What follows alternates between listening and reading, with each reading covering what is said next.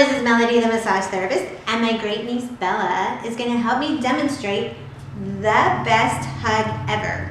So, did you know you're supposed to do left ear to left ear because then your hearts align up? So wait.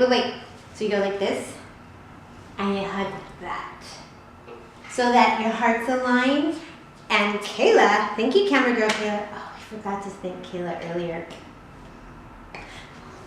Anyways, thank you, camera girl Kayla. We appreciate you. So, Kayla researched the hug, and it helps you feel better when you're sad. It makes you happy.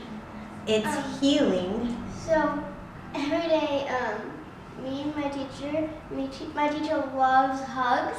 So every day we do like 5 hugs a day, and I squeeze the guts out of her. Oh, watch Bella's hug. Watch Bella's hug. Oh my gosh! I think she broke a rib. So Heather, I have a really strong Heather hug, and I like to squeeze the guts out of her. Kinley also likes to do it, but she's like a monkey on me. I don't even have to hold her. She's just like, no, she's like, mine. She like hugs me. I'm like, how do I get her off? So I found out a way to get her off. How do you get her off?